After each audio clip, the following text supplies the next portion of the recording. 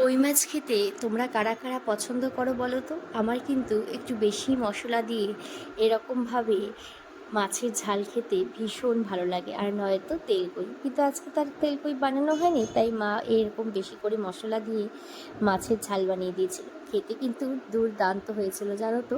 এখানে প্রথমেই মাছটাকে লবণ হলুদ মাখিয়ে রেখে দিয়েছি, এবার কড়াইয়ের মধ্যে তেল দিয়ে মাছগুলোকে এক এক করে ভেজে নিচ্ছে।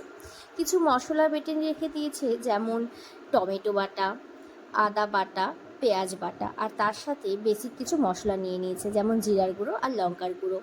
আর মাছগুলোকে এভাবে অর্ধেক করে ভেজে কেটে নিয়েছে, তার একটা কারণ রয়েছে। কারণ আমি বা দিদি আমরা কেউই কিন্তু গোটা মাছ খেতে পছন্দ করি না, সবসময় ওইভাবে আধা মাছই খাই। যার জন্য ওই একেবারে যখন কেটেছে তখনই একেবারে কেটে ওভাবে আলাদা করে নিয়ে নিয়েছে। যাই হোক, এবার ওই মাছ তুলে নেওয়ার পর কড়াইয়ে আরেকটু তেল দিয়ে তার মধ্যে গোটা জিরে এবং একটা তেজপাতা ফোড়ন দিয়ে নিল। ফোড়ন দেওয়ার পর যেই মশলাটা বেটে রেখেছিল সেই মশলাটা দিয়ে দিল, দিয়ে বাটি ধোয়া জলটাও দিয়ে দিল। তার মধ্যে পরিমাণ মতন লবণ, হলুদ গুঁড়ো আর সামান্য একটু চিনি দিয়ে নিল।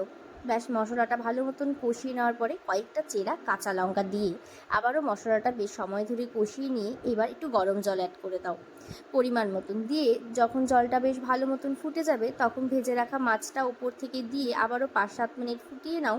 নামানোর আগে গরম মশলা দিয়ে নামিয়ে নিলেই কিন্তু তৈরি হয়ে যাবে আজকের আমাদের এই দারুণ স্বাদের কই মাছের ঝাল। সাথে কিন্তু ভাতটাও একদম রেডি হয়ে গেছে গরম গরম। এবার এই ভাতের সাথে কই মাছের ঝাল দিয়ে খেতে দারুণ লাগে, একবার ট্রাই করে দেখতে পারো।